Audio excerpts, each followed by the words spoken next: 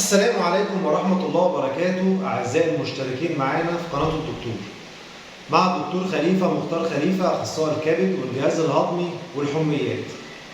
النهاردة إن شاء الله حبيت أكلمكم عن موضوع مهم جدا، اللي هو موضوع الهيماتيمسيس أو موضوع ترجيع الدم. لما يجي واحد في العيادة أو في المستشفى يقول لك أنا رجعت دم، ايه الاحتمالات اللي احنا ممكن نحطها قدامنا عشان نتكلم فيها؟ طبعا انا قسمتهم معايا في الورقه اللي قدامي اهي لكذا احتمال او كذا حاجه. اول حاجه هنتكلم عليها او اول احتمال هنتكلم عليه ان المريض اللي جاي دوت ما يكونش الترجيع ده جاي من الجهاز الهضمي نفسه، يكون جاي من مكان تاني. ازاي؟ يكون المريض دوت مثلا كح دم، وطبعا لما يكح دم بلع في ريقه فنزل الدم ده في المعده فرجعه بعد كده. ده احتمال موجود. او الاحتمال الثاني اللي ممكن يكون موجود ان الدم ده نازل نزيف من الانف او نزيف من اللثه او نزيف من الفم ونزل في معدته فبعد كده رجعه دم. والاحتمال الثالث، وطبعا ده احتمال ضعيف جدا لان مش هيفيش حد هيشرب الدم وبعد كده يرجعه، الا طبعا في حاجات معينه لو واحد لا قدر الله عنده مشكله ذهنيه او عنده مرض نفسي فبلع دم او شرب دم ورجعه. تمام؟ ده الاحتمالات اللي تبقى خارج الجهاز الهضمي. طيب بعد كده ايه الحاجات اللي ممكن تخلي المريض يرجع دم؟ لو المريض دوت عنده مشكله معينه او مرض معين في المريء. المريء دوت هو الانبوبه اللي بتوصل الاكل من الفم والبلعوم بعد كده توصله للمعده. ايه المشاكل اللي ممكن تكون موجوده في المريء اللي ممكن تدخلنا في الاحتمالات دي؟ ان المريض ده يكون عنده التهابات مزمنه في المريء، او لا قدر الله يكون عنده امراض في اورام في المريء نفسه او مرض خارجي بره المريء واثر او ضغط على المريء، او لا قدر الله عمل بنتريشن يعمل ثقب في المريء. ده احتمال تاني برضه موجود في المريء. او المريض دوت لا قدر الله عنده حاجه اسمها دوالي مريء، ودي بتظهر في مريض الكبد المزمن، بيحصل حاجه اسمها دوالي مريء والمريض بعد كده بيبدا يرجع دم لا قدر الله. او عندنا مثلا لا قدر الله حاجه اسمها مالوري ويز سندروم، اللي هي الشعيرات الدمويه الموجوده في المريء بتكون ضعيفه، فمع الترجيع الشديد ممكن حاجه تنفجر كده وتنزلها شويه دم بسيط. برضه دي من الاسباب اللي بتكون موجوده في المريء وتخلي المريض لا قدر الله يرجع دم. طيب دي الحاجات اللي بتكون موجوده في المريء. طب ايه الحاجات بعد كده اللي بتكون موجوده في المنطقه اللي بعد كده اللي هي المعده؟ ايه الحاجات اللي بتكون موجوده في المعده؟ ممكن لا قدر الله يكون في المعده دي حاجه اسمها بيبتيك ألسر، يكون في موجود قرح موجوده في المعده، او موجود حاجه اسمها جاسترايتس اللي هي التهابات مزمنه موجوده في جدار المعده، او ممكن يكون موجود حاجه اسمها اورام لا قدر الله موجوده في المعده نفسها. تمام؟ او ممكن يكون حاجه اسمها دوالي معده موجوده جاستريك فاريس برضه ممكن تكون موجوده. تمام؟ اللي هي دوالي المعده. الحاجات دي برضه لا قدر الله ممكن تخلي المريض يرجع لنا دم. ممكن يكون سبب الدم او ترجيع الدم من الاثنى عشر اللي هو الديودينم، برضه موجود فيه التهابات او لا قدر الله موجود فيه اورام ولا حاجه، برضه من الحاجات اللي بتخلي المريض ده يرجع دم. تمام؟ طيب دي حاجات موجوده في الجهاز الهضمي، يبقى اتكلمنا عن الحاجات اللي موجوده في المريء، حاجه اللي موجوده في المعده، حاجه اللي موجوده في الاثنى عشر.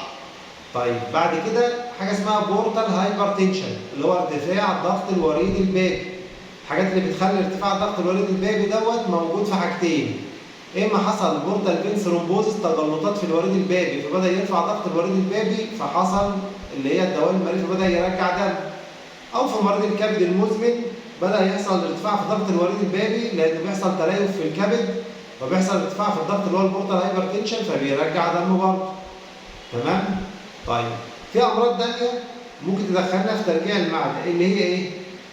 الامراض اللي هي المريض نفسه معرض للنزيف، زي المريض اللي هو بتاع الهيموفيليا، ده معرض اللي هو يرجع دم لا قدر الله.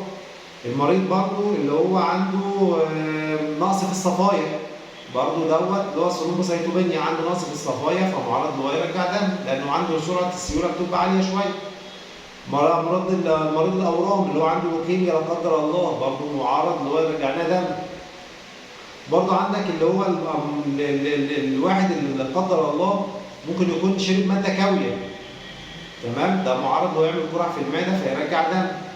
برضه الاطفال او الشباب اللي بيشربوا حاجات اللي هي البيبسي والفانتا والمياه الغازيه بصفه عامه ومشروبات الطاقه، بياخدوا مسكنات بجرعات عاليه، اللي هي زي الاسبرين، زي البروفين، زي الكتافلام، اللي عندكم كلهم معرضين ان هم يرجعوا دم، لان الحاجات دي بتعمل قراح في المعده، وبالتالي فهو عرضه ان هو يرجع دم، لانه بيعمل التهابات وتقرحات في المعده.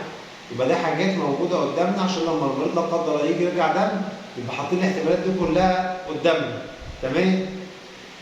فاحنا دلوقتي عندنا ممكن نقسم المريض اللي دخل قدامي لثلاث حاجات على حسب السن بتاعه، على حسب الامراض اللي بيشتكي منها، على حسب برضه الادويه اللي بياخدها على الفاضي والمليان، وطبيعه الوجبات والاكل بتاعه. طبعا لما يكون واحد سنه صغير هتلاقيه بياخد وجبات من بره كتير، زي الحاجات اللي فيها شطه والحاجات الحراقه والمسبكه والبهارات والكلام ده كله، فعشان كده هتبقى الاحتماليه الاكبر اللي هو حصل له قرحه في المعده.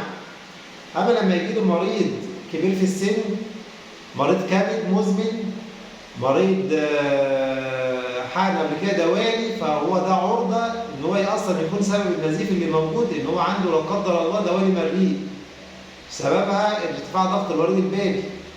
نفس النظام برضه لو جالي مريض اورام، يبقى هو ده السبب الرئيسي فيه ان الورم ده منتشر سواء في المعده او في المريء او في الكبد، فعشان كده هو ده السبب ان المريض ده يرجع دم. يبقى احنا كده لو جالنا مريض بيرجع دم نبقى حاطين الاحتمالات كلها قدامنا وعارفين المريض ده ماشي في انهي سكه. وطبعا اول حاجه بنعملها اللي احنا لازم ندي المريض دوت دم عشان نعوض كميه الدم اللي هي نزلت منه. بنعمل تحليل صوره دم نطمئن الاول بنسبه الانيميا، هل هي نازله، هل هي عاليه، هل هي كويسه، ونبدا نديله حاجات توقف النزيف اللي هنشرحها فيما بعد. بس احنا طبعا بندي معلومات سريعه عشان الجمهور اللي معانا سواء اطباء او غير اطباء. ودي كانت معلومات سريعه حبيت اقولها لكم النهارده مع الدكتور خليفه مختار خليفه، اخصائي الكبد والجهاز الهضمي والمناظير في قناه الدكتور. وان شاء الله نكون معاكم في حلقات جايه كتير ونشوف موضوعات تانيه كتير بتهم الناس اللي معانا ان شاء الله. واشوفكم على خير باذن الله، والسلام عليكم ورحمه الله وبركاته.